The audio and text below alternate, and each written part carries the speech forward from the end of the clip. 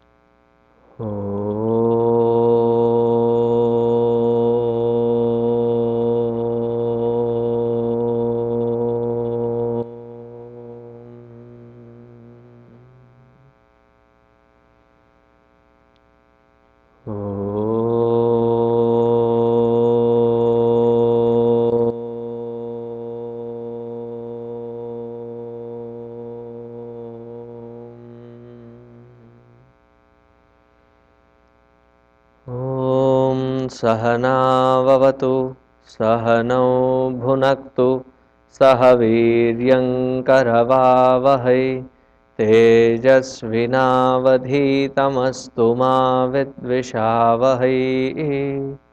ॐ शान्तिः शान्तिः शान्तिः। गुरुर्ब्रह्मा गुरुर्विष्णुः गुरुर्देवो महेश्वरः गुरुरेव परं ब्रह्म तस्मै श्री गुरवे नमः। तस्मै श्री गुरवे नमः।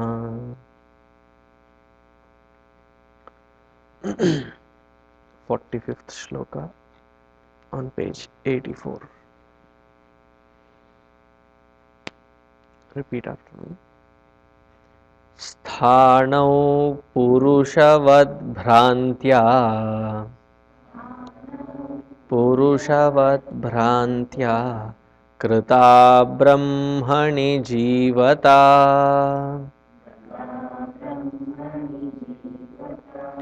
जीवस्य तात्विके रूपे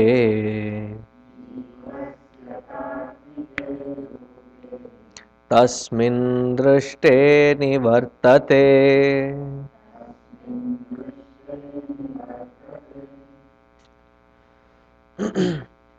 This particular shloka is a treat to hear from Puja Gurudev himself.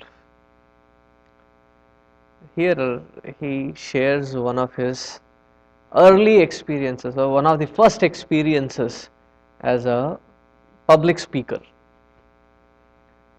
So he had reached Madras, and he tried introducing himself to various places, saying that he would be interested in speaking on Upanishads. Not many were interested with that proposal. Not just that they were not interested in that proposal, there was not even a host that was ready to host him. So he inquired around different, mathas, and the mathas rejected him because he was proposing to speak the Vedic literature in English. So that was a big obstacle. So finally there was this particular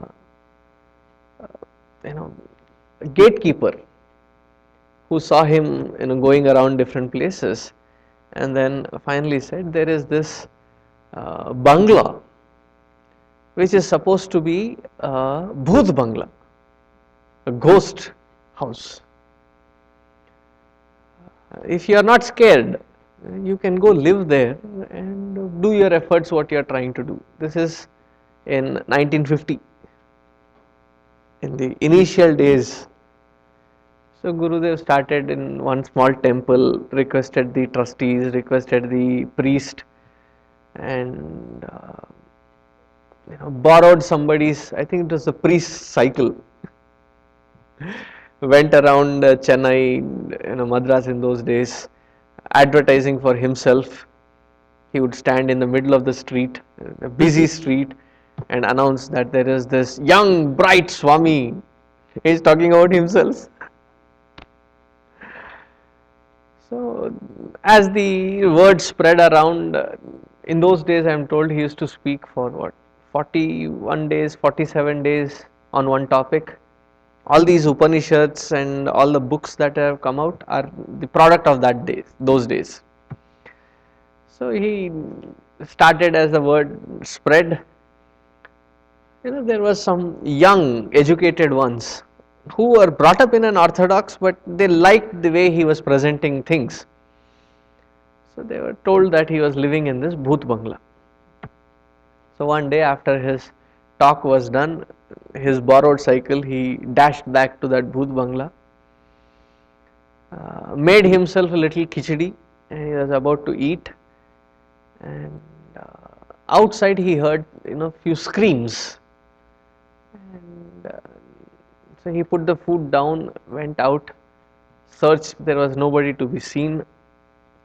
He went back, had finished his meal, and got up in the morning, got to his class, the yajna, and there were these 5-6 young college going, educated. They said, yesterday we came to meet you, but in that Bhoot Bangla we really saw a ghost. He said, I've been living there for 10-12 days right now. I've never come across that ghost. So, how did it look? See, the whole building did not have electricity.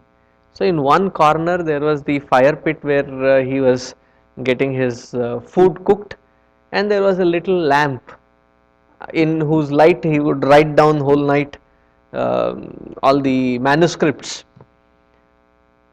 So in that little light, it was like a two-storied or two-storied plus there was one more.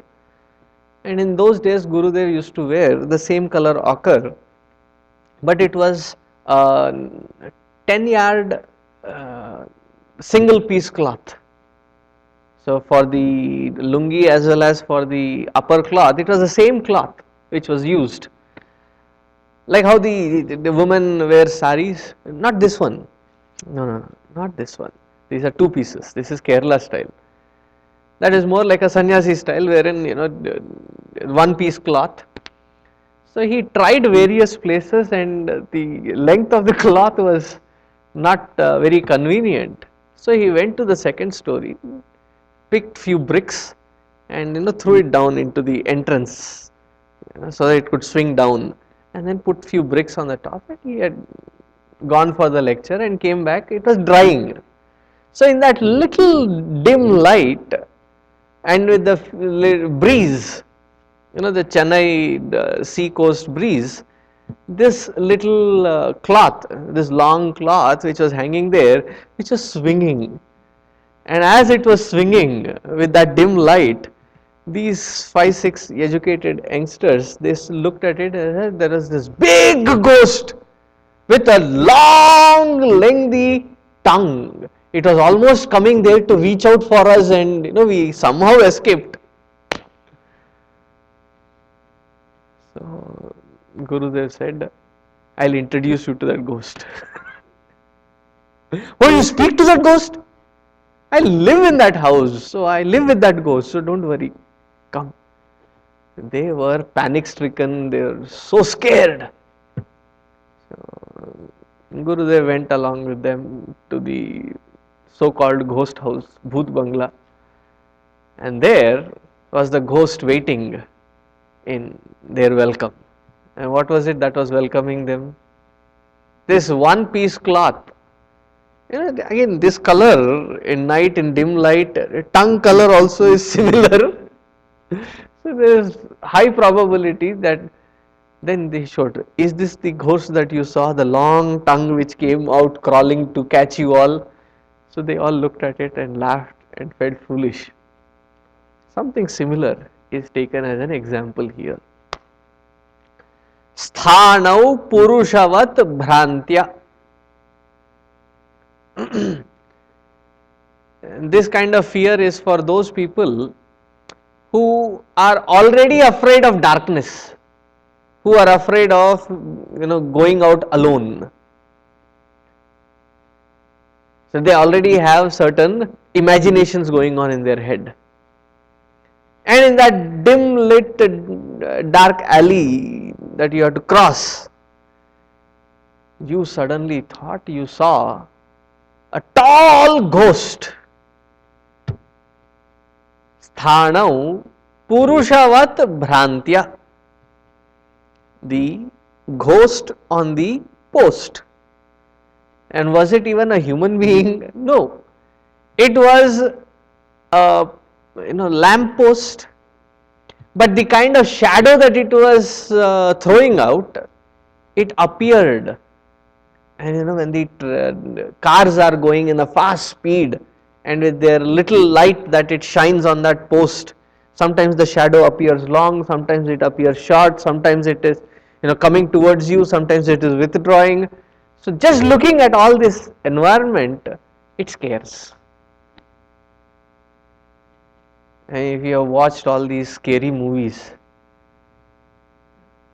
not disgusting movies in the name of scary, the true scary ones, they make use of this lot of darkness and the sounds which creates that fear. So if you are somebody who is like a scary movie buff, and then you walking there and you see this post, and somebody just drives past you, and in their intense headlights, that which was appearing till then as the ghost coming forward and going backwards and looking at you, you realize that it was the pole, and the shadow was the one which was creating such a confusion. Similarly, krita brahmani jivata. Similarly, with the same kind of proximity and confusion and ignorance, the absolute reality appears individualistic as you and me, as the jiva. जीवस्य तात्विके रूपे तस्मिन् दृष्टे निवर्तते. And what is the essence of this jiva? The essence of this jiva is an identity with the body, mind and intellect. Who is the one who is identifying?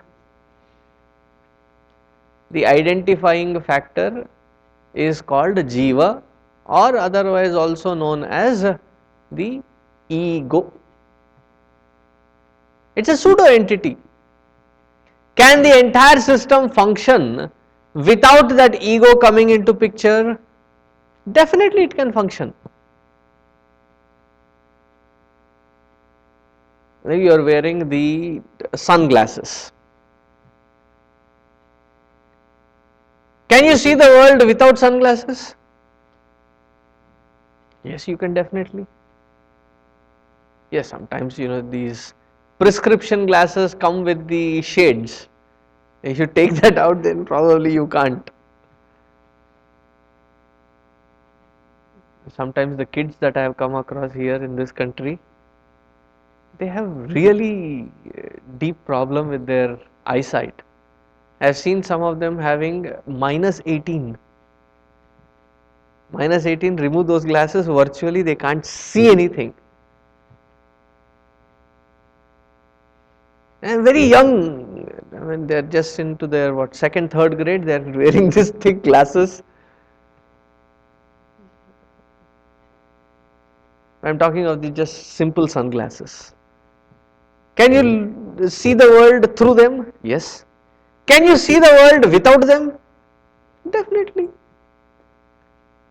Similarly, is the ego which takes shape of whatever we are thinking, whatever we are feeling, whatever our ideas are, whatever is the conception that we have, conceptualization that we have inside, everything that we are, it takes that shape.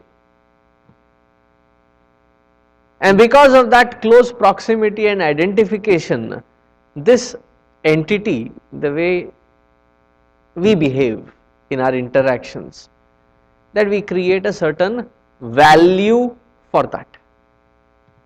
Ego has a certain value given, and that value is evaluated and upgraded with every interaction. You get into an environment, so you look at people. Are they looking at you? Are they not looking at you? And that also, are they paying attention to you, or they are avoiding looking at you? Or you are so insignificant in that gathering that nobody cares for your presence or absence. You are there, but people are looking through you. So you are looking at every possible input, whether they are smiling at you, not smiling at you, whether there is a smirk on their face or a smile on their face. You are reading constantly, so that you can evaluate about yourself. And that is how we recognize, right? In an environment, am I welcome, am I not welcome? If everybody is looking at you with a different look in their eyes, they are staring at you, and you linger there longer, the stare now becomes a glare, which almost tells you that you're not just welcome, you have to just get out of that place as soon as possible now. You read all this, so you're constantly evaluating what is your position. So the ego carries a certain value, and this value, you carry a value for certain thing, there is no problem with it. The problem comes when we want the entire world around us to recognize it as I am recognizing and appreciate it. Why should the world appreciate it? It doesn't seem logical, but that is what is our effort. The way I think, the way I behave, the way I do, the way I feel, the way I have emotions, I think they are the best, and I want the rest of the world to not just acknowledge and appreciate, if possible, adapt it to my ways. Then I will feel thrilled. The boss does it with the subordinates.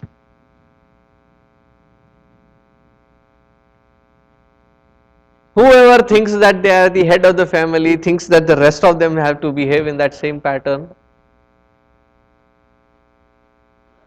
Leaders think that their followers should follow a certain pattern.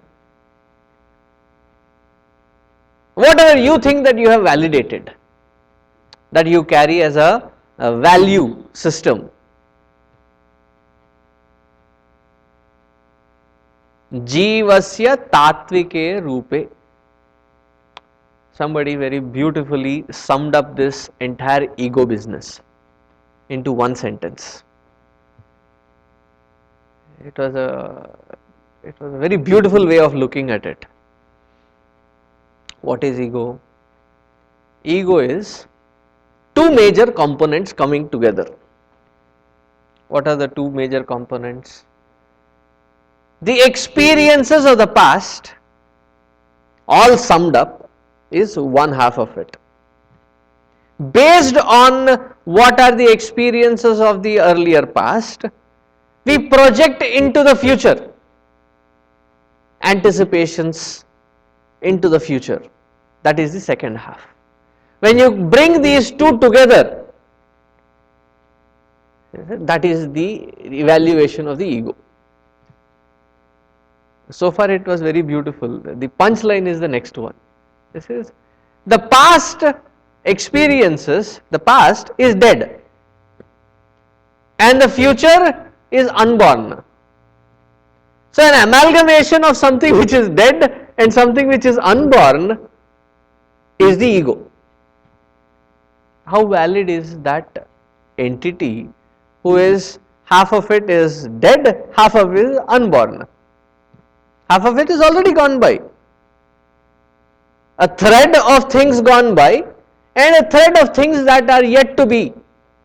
Mixing it together is the entity called ego. And in order to function into the world with our memories, with the wisdom, with the knowledge and with the experience and various practices and habits, to function in the world outside, do we require that layer of ego? I mean, the ego takes into various shapes and forms. Self-respect is nothing but ego.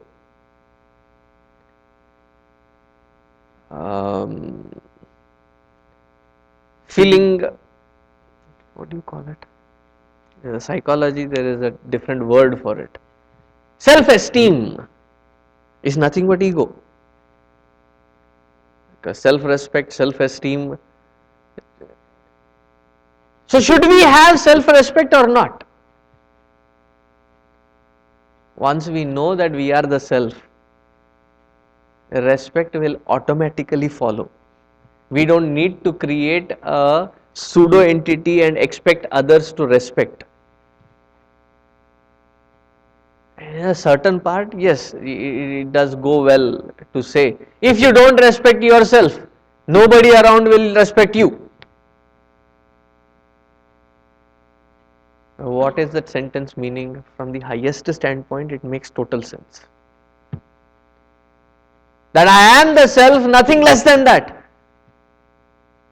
Now, why should I behave like any other small limitation?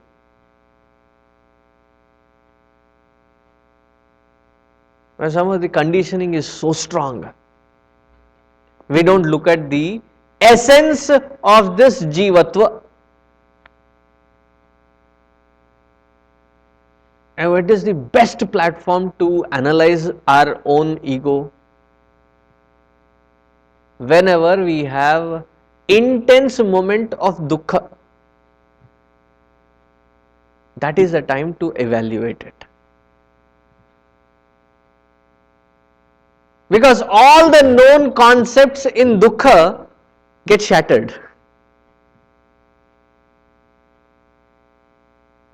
See, many people take to this direction either at a personal intense feel of the dukkha, or like Buddha, when they just seen somebody else going through that dukkha, understanding the essential standpoint of that dukkha, take to this. It is not necessary that everybody who takes to this path means that they are coming from dukkha. But dukkha is a good platform to evaluate. What is this ego about? Because its reality is staring at us. And it is very hollow.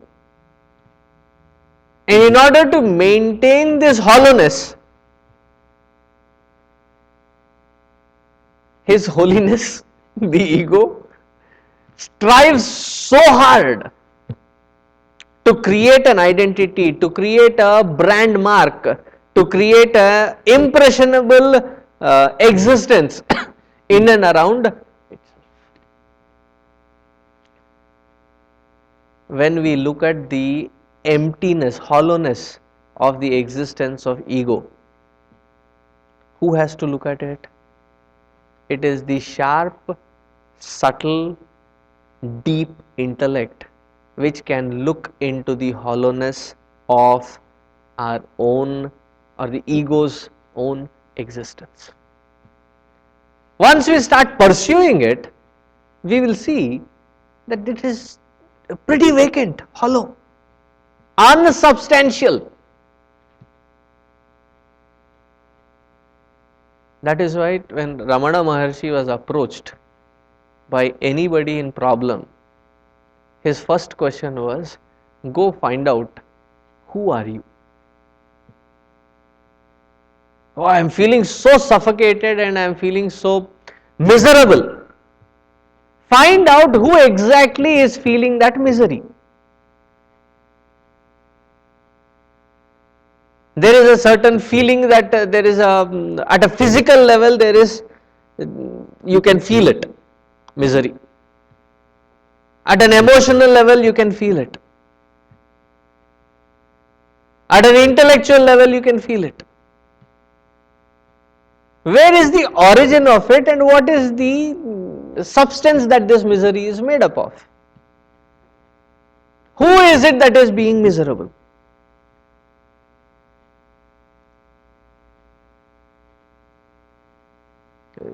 Body, it can go through various ups and downs. Emotions, they definitely go up and down. They always have that swing. But you have a choice whether you have to swing along with it or not. Ideas and concepts, there's always breaking, changing, having a lot of metamorphosis in it. Who is it that is changing? Is there some entity that is changing?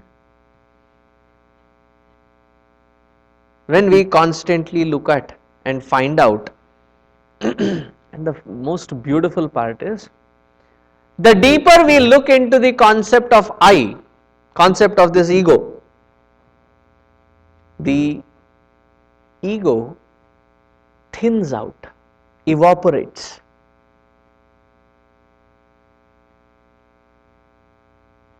It's like the child is doing a lot of mischief. Till when?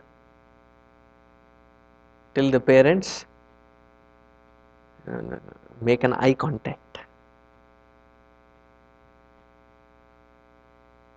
If you observe the mindset of these children, just before the guests arrive, so that they are not cranky, they are not doing funny stuff, you keep asking them, are you sure you are not hungry? Let me feed you before they all come. Let me take care of it. No, I am not. No. No. Just as the guests arrive, 5 minutes into their coming, right in the living room, so whichever is the focus, say they are all watching TV, right in front of the TV, mommy, I am hungry. Or suddenly you don't hear them making any sound, they're up to something. And then you trace them somewhere and then you find them. Then you keep looking, they don't pay attention. Every family has got their own code word, code language. Says the boss of the house. The child, the corner of the eye looks at it.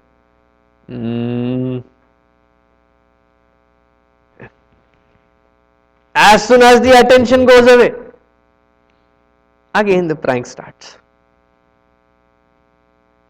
Similarly, the ego takes its complete accessibility to all things that we exist as. But the moment we start pinpointing its existence and looking through in a detailed manner about what is it that it is essentially made up of, it cannot withstand that investigation. And that is the best method to get out of any sorrow, any intense depression, or just to observe it and to find its roots is the best way to get out of it.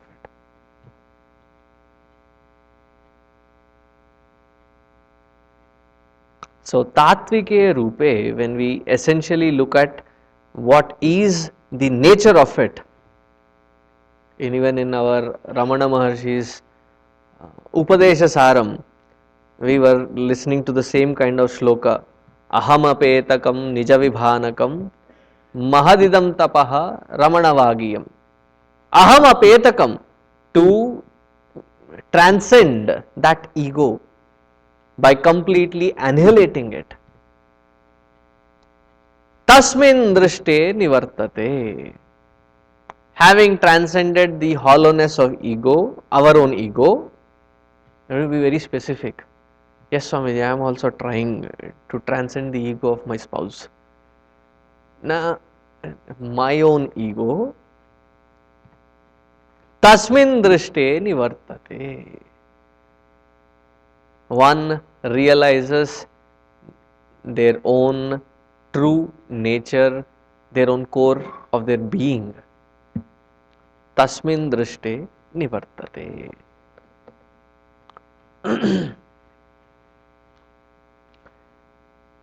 So in the 46th shloka, he continues to tell this experience. Tattvasvarupānubhavāt उत्पन्नं ज्ञानमञ्जसा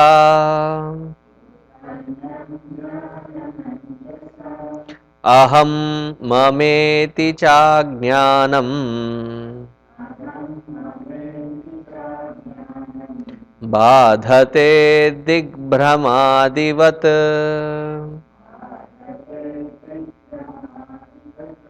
Let's try it again. Badhate digbhrhamadivat.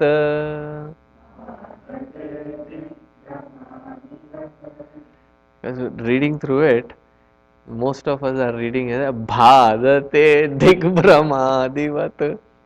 Exactly emphasizing on the wrong word. The head is reading it right, the ears are listening it right, but when it comes to reading, the emphasis is because of the extra alertness, it is going haywire. Anyway, tattva swarupa anubhavat utpannam jnanam anjasa. How clear or distinct is the experience of this realization? Adi Shankaracharya ji had named one of his students as Hastamalaka. Hastamalaka, because he was born this as a child, he did not cry, laugh, or interact or show interest in anything as a child. They had taken him to different doctors, different mantra, tantra, yantra, everything applied. So his hand was full of amulets, neck was filled with amulets. They had tried every method to make him a normal kid. So they found that there was this great Adi Shankaracharya walking through that village or coming close by to the village. They take him. So when they take him, Adi Shankaracharya looks into his eyes, and there is that glow radiating from that child's face. This is not normal kid. He is definitely way above normal. And he is not somebody who is messed up, but he is somebody who has the absolute experience of the Supreme. So he looks at him and he says, Kastvam shishosi kuta agatosi. Just before you came, we were just listening to that same stotra, Hastamalaka stotra. So the Adi Shankaracharya ji questions, who are you? Whom were you born to? Where is the starting of your origin, or where do you come from? Where is your existence? What are you? So this Hastamalaka goes, first time in his life, I'm told he was 12 years old, and in 12 years he had not spoken a single word to anybody. The first time when he looked at the questions of Adi Shankaracharya ji, he spoke, and what comes out is poetry. नाहं मनुष्यो न च देव यक्षः.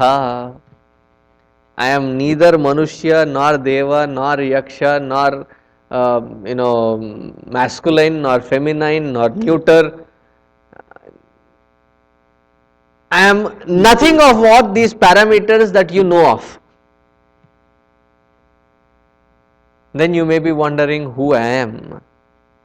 I am that because of which this speech is happening, but that which the speech cannot explain. If you understand this, you understood what I am. If you can't understand this, go figure, he says.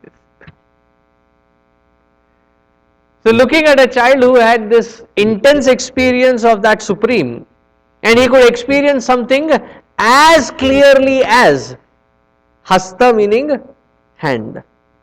Amalaka, amalaka is the gooseberry.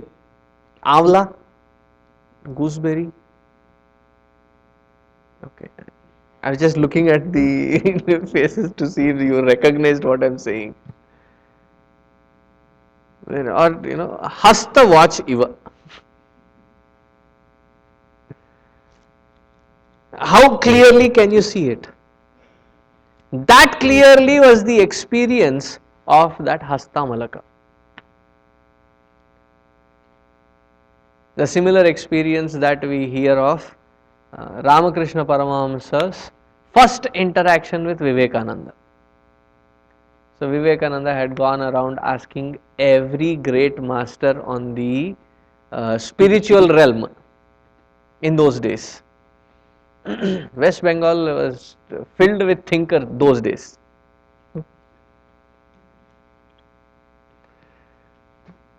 With almost 35-40 years, 35 years or 40 years, somewhere around that, the red flag flying.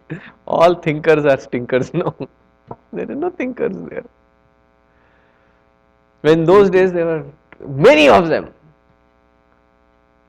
So, Brahma Samaj, then there are a lot of them in those days. Rabindranath Tagore, his brothers, they were all very high elite group in those days. So all these platforms he went around asking a single question. You talk of God. Have you seen God? But they were also very straightforward and honest. They said, we are in search. Many of them gave that answer. So he heard about this Ramakrishna Paramahamsa. So one day while he was doing his bhajan sankirtan in that Dakshineshwar temple, he sat in the front row. As soon as he would stop singing, I would ask my question. One simple question. You keep singing about this Kali. Have you seen her? And it was as though he was waiting for this question to be asked. Because the answer was not like a prepared, was not like, he had to spend some thinking time. Right came the answer. It is as clearly as you see me and I see you. The immediate next question was, can you show it to me? I said, I am ready to show it. I don't think you are still ready. So he takes it personally. How can you decide that you don't even know me? How can you decide that I am not ready? So after a few days of lingering around there, he touches him and he has this amazing experience. He says, if your touch can give me that experience, why can't you put me in that place? He said, that was a visiting card. Now the visiting card has been given to you. Now you have to find the route to reach there. go do your sadhana.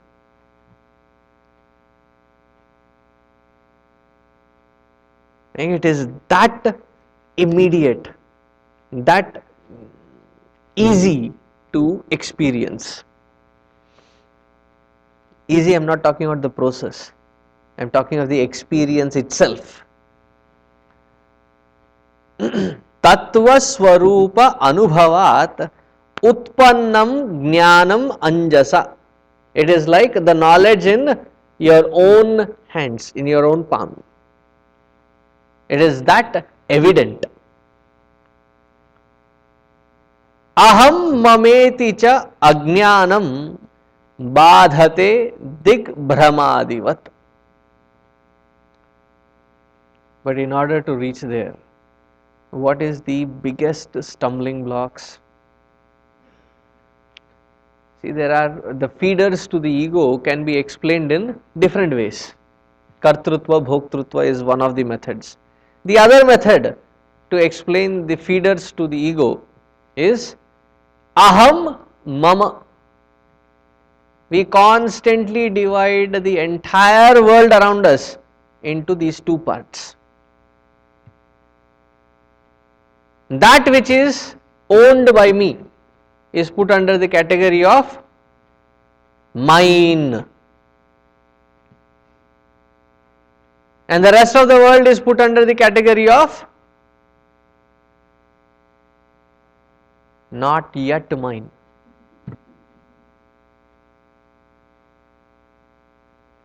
Now that is what we put efforts for, right? That which is not yet mine, I want to gather it. And it starts from the core beliefs, values to the different assets and things that we possess. Aham, mama, I and mine. How much do I have? What does it different? What big difference does it make? No, in comparison with, there should be some comparison. The one who does not have enough self-worth goes around comparing it. Am I really worthy? And sometimes we are forced to, conditioned to look around in that parameters. Am I successful? Who decides? And what is the limit of that success?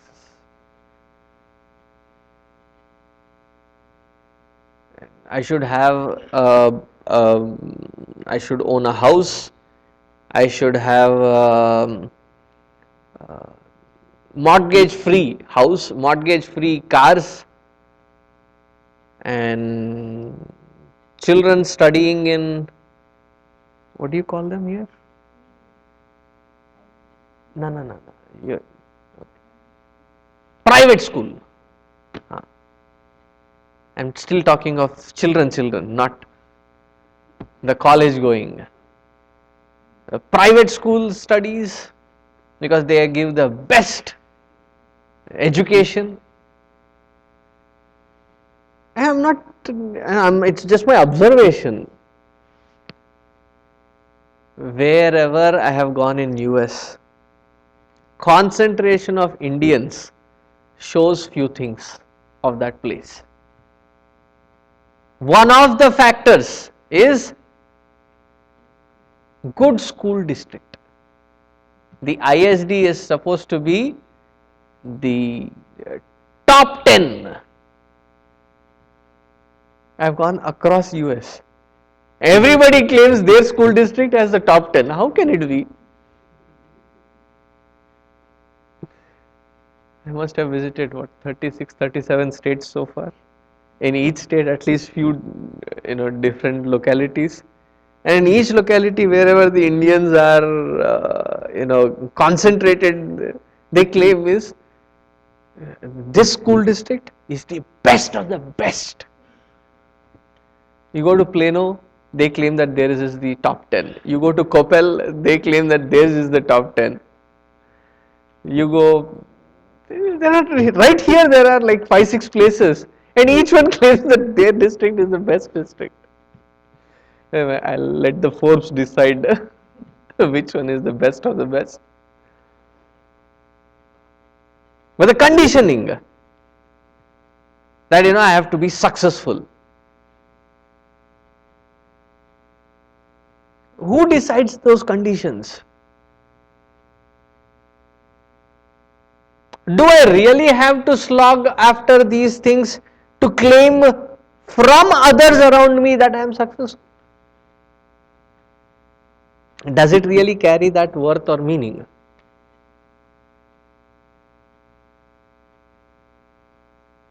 If it does, continue, because anybody trying to talk you away from it, it's not going to sink. Continue. When will we realize, having spent like Ramakrishna Paramahansa, I gave you this example earlier, that one of his earlier students left and came back after 14 years just to show that he could walk on the surface of water. I am not talking iced surface. This is on Gangaji in Calcutta.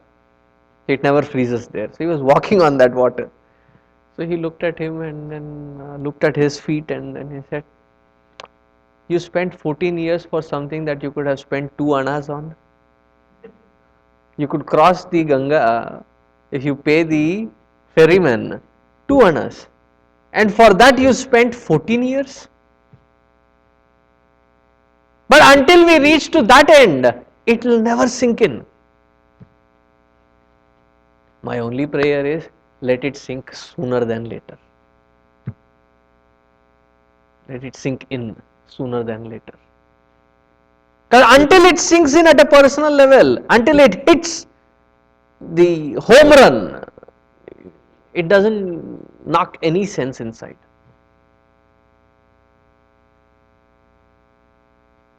The best of the best of the best I want. Who is creating that parameter that is the best? And what is the conditioning of it?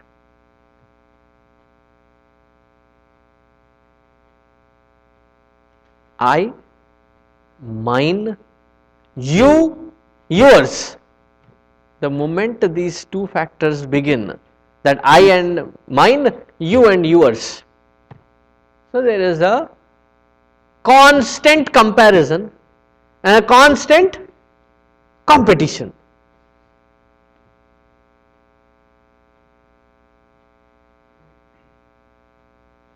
Hasn't this kind of comparison and competition yielded some of the best results in the world of medicine, sciences? And literally speaking, I have my own doubts about it. I won't agree to it, but I'll leave it at that, because it will become a totally different topic of discussion. But the key for all our unnecessary standpoints in life is caused with this I, mine, you, yours comparison.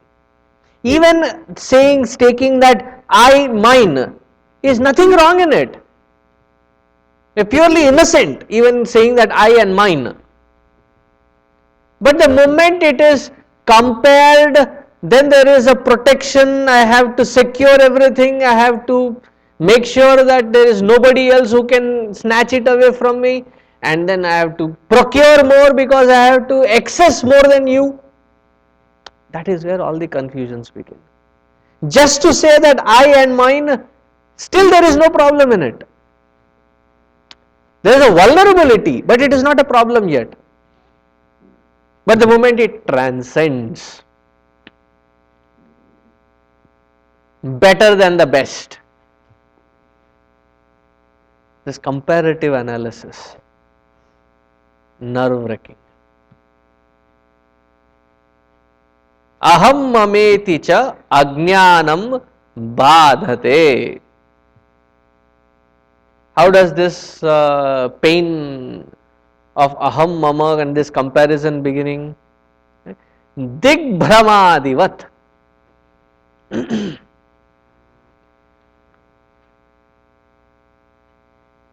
Yesterday there were two people who had come to meet me from all the way from Austin just to meet. Here, right here, they were here.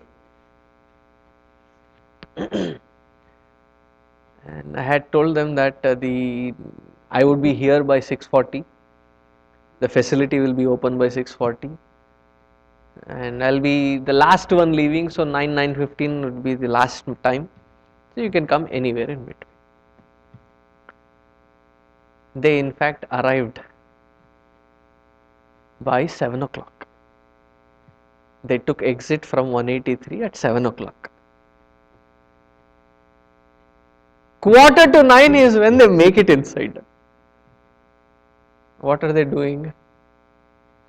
900 North Beltline, Irving. They've been going up and down Beltline, searching for the facility. And I said, in between, they spent 10 minutes or 15 minutes in the 7-Eleven just across the road. In that parking lot, they have gone up and down. And after they come and see, we were standing outside near that big sign Om. One of them looking at that looks at me and says, Swamiji, I have grown with this Om symbol all my life. I have been in Balavihar, I have been in Yuva Kendra, I have known this Om symbol all my life. We have gone right in front of it at least a dozen times.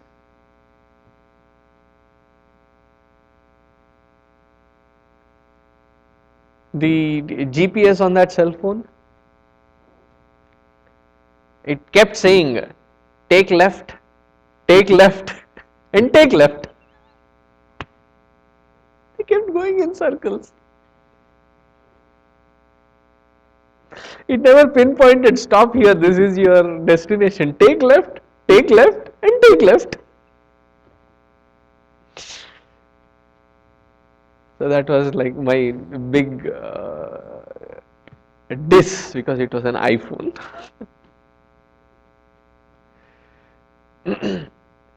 So from a Vedantic standpoint, I said wherever there is I factor, you will be going round and round in circles like this.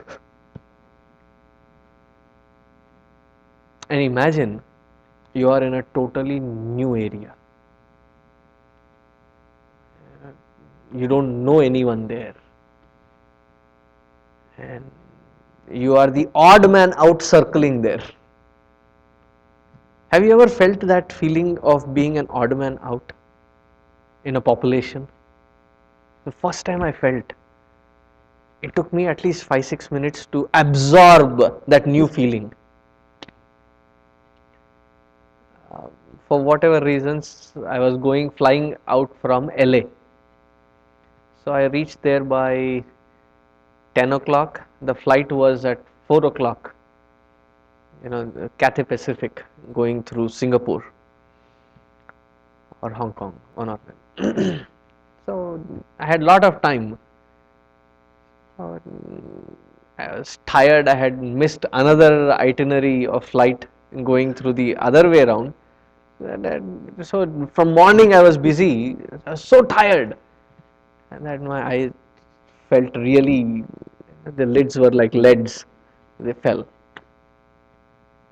And right around 2ish, there was a lot of hustle bustle happening. I suddenly woken up. And I straightened myself, opened my eyes to look around. All around me. You would not believe, the first time, I was the only Indian sitting there. And the rest of them all were the Asian Pacific origin. Everybody was looking something different, talking something different. It was totally a different environment. Suddenly the smell of that airport had changed.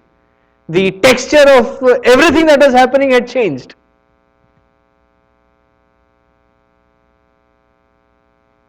So you are lost and you are going around and round in circles. At least in India, you don't need a GPS. Why? Roll your window down. Every person walking by is a walking, talking GPS. And for giving directions, they are always charged.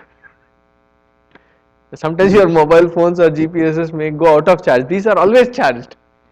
Even if they are new to that city, they'll still give you directions, saying, just go a little ahead in that circle, ask somebody else. They would not say, I don't know.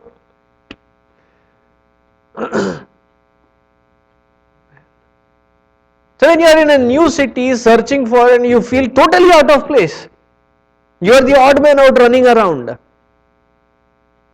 trying to make sense of where you are, and you don't even know where you are. A long time ago, I had done this bike ride. So I was in this Kulu Manali area,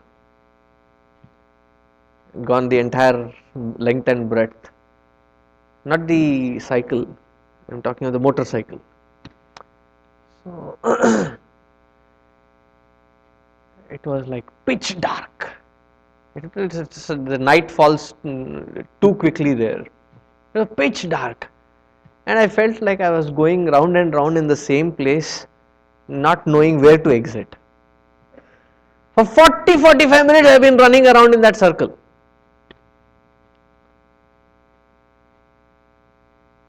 Then finally when I find 3-4 people, and when I do find them, they immediately, like, one from this side, one from this side, put hands on me. And then there is a stench. They were drunk.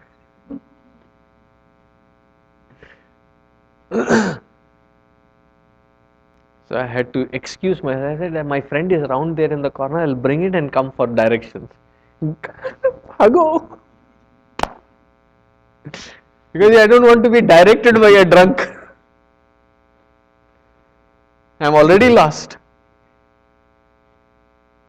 And then when finally somebody gives me the direction. And looking at that direction, when I look at things, I have been right in front of it, going around it. But like yesterday, they were going around. They were right on belt line from 183 till couple of blocks ahead. They would go, turn, come back, turn, constantly circling. And finally, to realize it is right here. Even when there is that direction given and we appreciate that direction because of that constant search that we have done, before which even if the direction is given, we probably would not even appreciate the direction given. But at this moment we truly appreciate the direction. Dig Brahmadivat, as the person who is lost without direction finds the direction and finds getting closer to the destination. Similarly, the one who has worked on the feeling or the identity of I and mine, worked on meaning, worked on transcending it, and experience this ultimate reality like as if something was in their own hands. And that which is already in your own hands, you have been redirected, you have been refocused into that which you already have, possess.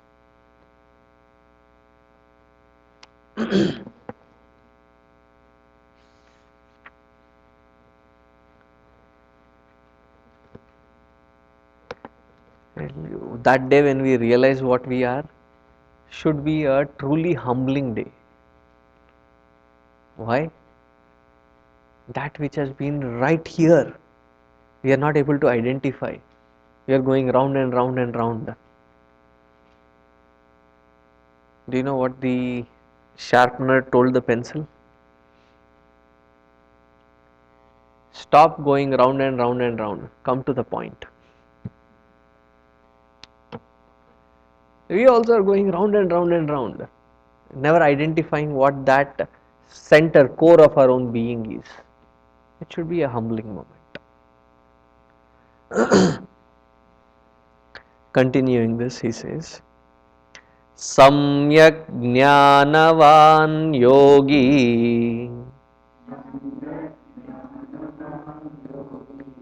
Samyak Vijnanavan Yogi Swatmanyevakhilam Jagat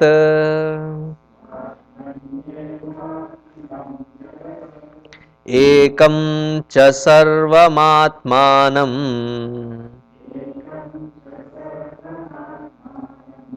Ikshate jnana chakshusha.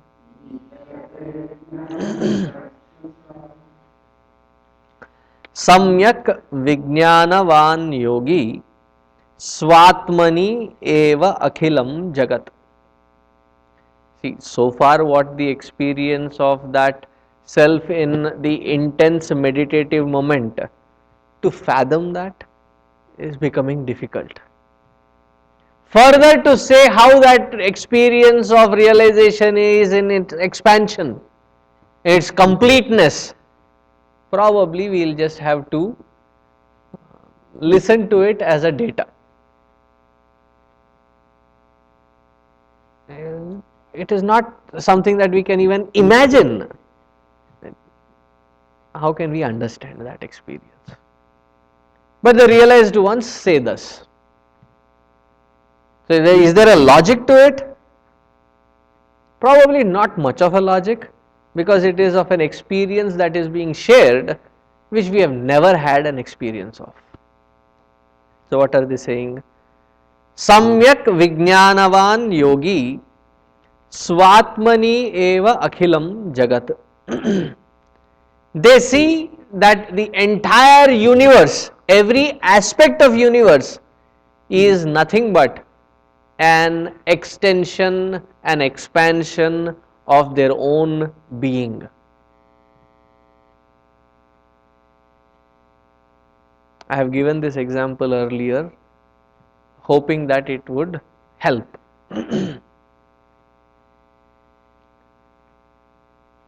After say few months of not seeing your fellow beings, I am not talking of your family, your relation, I am not talking. Somebody who looks and appears like you. If you are a brown skin, brown one, if you are a white skin, white one, or a black skin, black one. And when you come across another one just like you, has it ever happened to you that people come straight to you and talk to you in Spanish?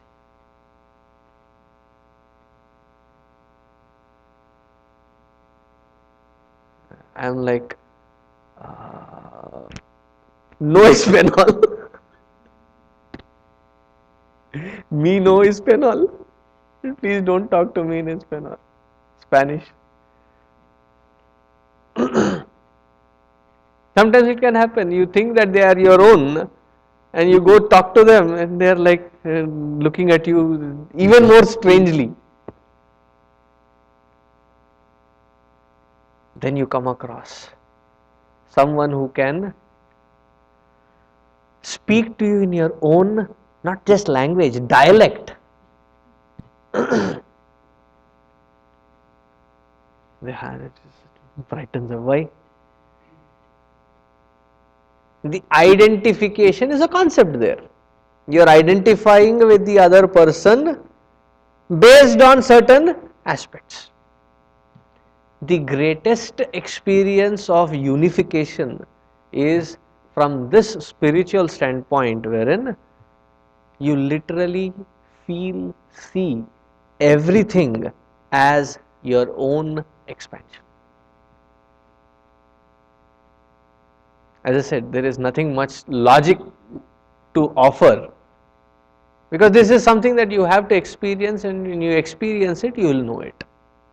Are you experiencing something called realization? How do you know? If you are going through this experience. Svatmani eva akhilam jagat. There is no more that, I seeing the world.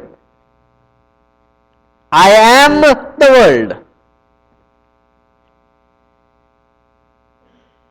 In fact, there is not even the differentiation of world.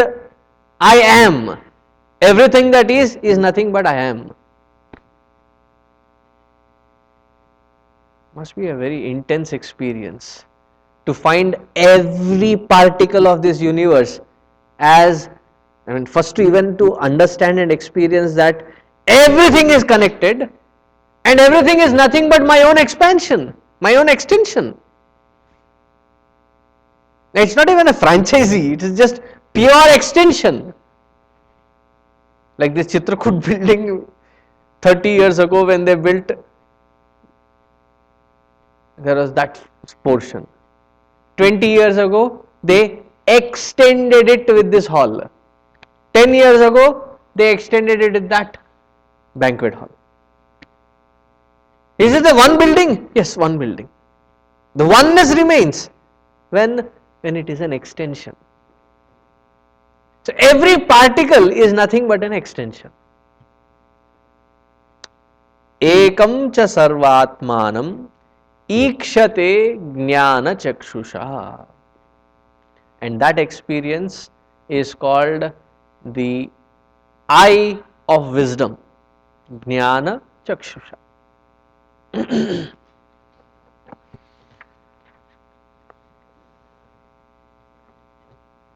So there are two aspects to realization. One, to realize that I am Brahman, I am that self. Second, to realize that everything that I see, feel, hear, touch is nothing but an expansion of that Brahman alone.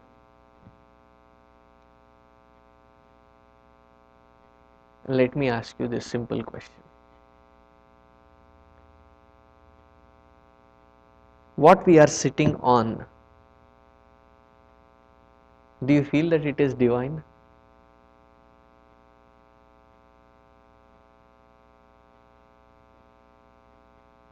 Not because you are sitting on it.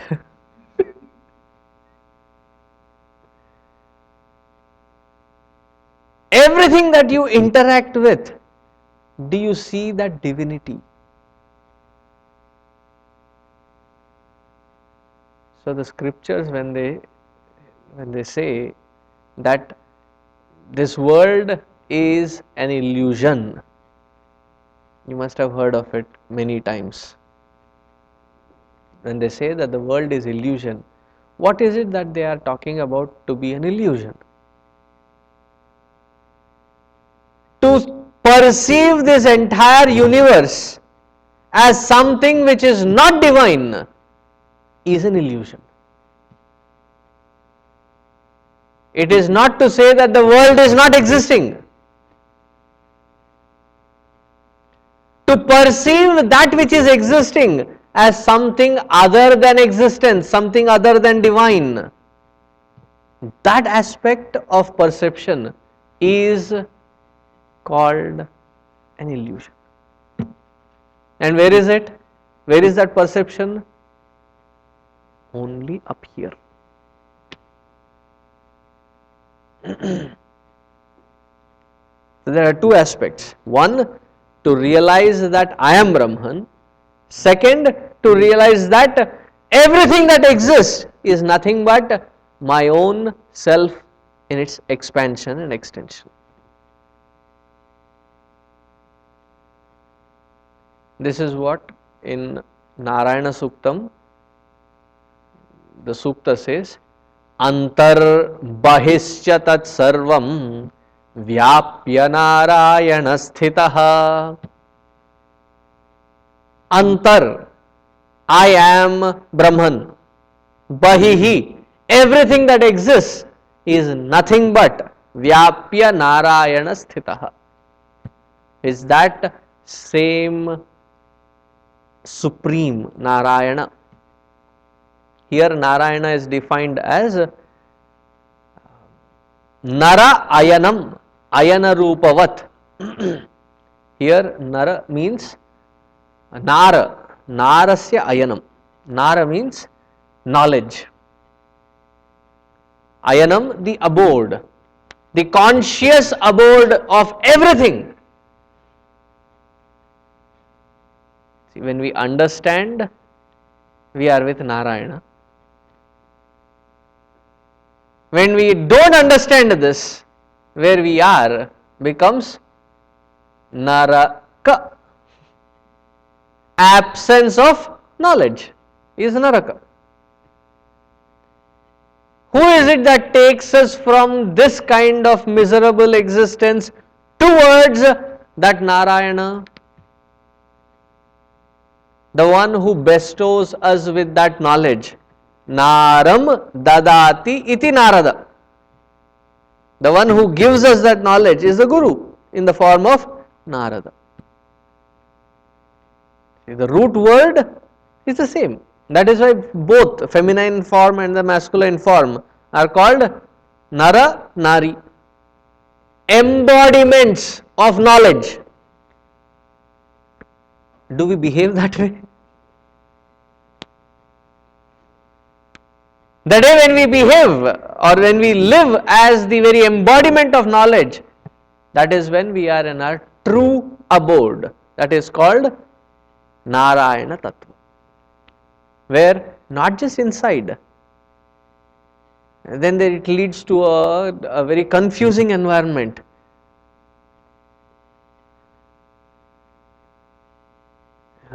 I think I am realized, but nobody realizes this. If you are realized, it will be evident. You don't need to send leaflets and pamphlets to say I am bona fide and certified that I am realized. You don't need to claim, it will be evident. Once this lady came to Guruji, our Puja Guruji, and we were all standing around him. And she had attended this Vedanta, what do you call it? Dharma Sevak course. It's an intense 3-month course. It is offered in Bombay and couple of other places. So she attended it very sincerely. But she didn't read between the lines. So it was more of a verbose kind of a understanding. So she comes to Guruji, and her family used to live in Bombay, so everybody came one evening. So she introduces the rest of them. The husband, this is how she is introducing. This body is this body's husband. Now the husband is looking at her, she was fine 2 months ago, what happened to her? And these two bodies are born out of the wedlock of these two bodies.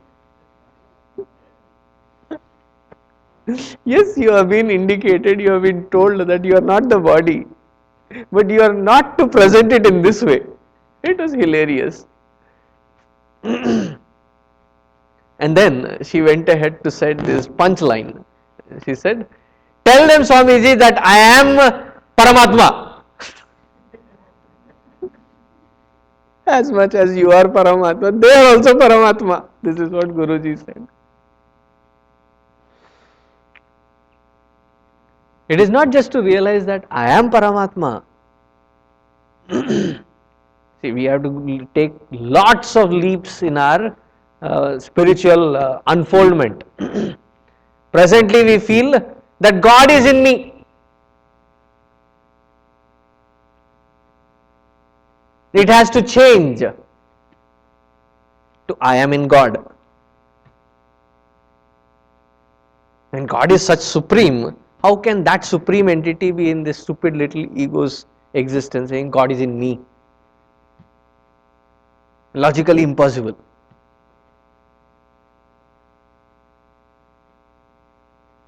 Then the I merges into God. Only God remains. That is what Prahlada says to Hiranyakashipu.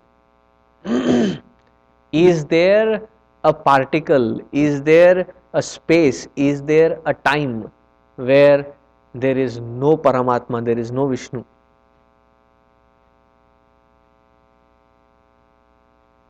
Everything is nothing but, the very existence is nothing but that Paramatma in expression. Antarbahishcha tatsarvam vyapya narayana sthitah. Continuing with it, we will read the shloka and see the meaning tomorrow. आत्मैवेदं जगत्सर्वम्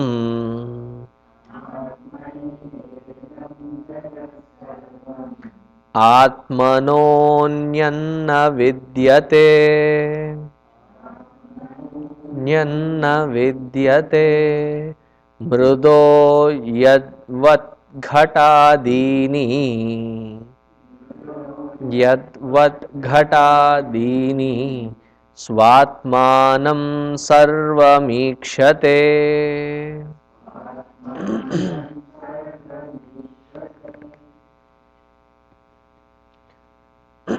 It is the continuation of the same thought as to why or how the self within is the self which is everywhere. We will continue that tomorrow.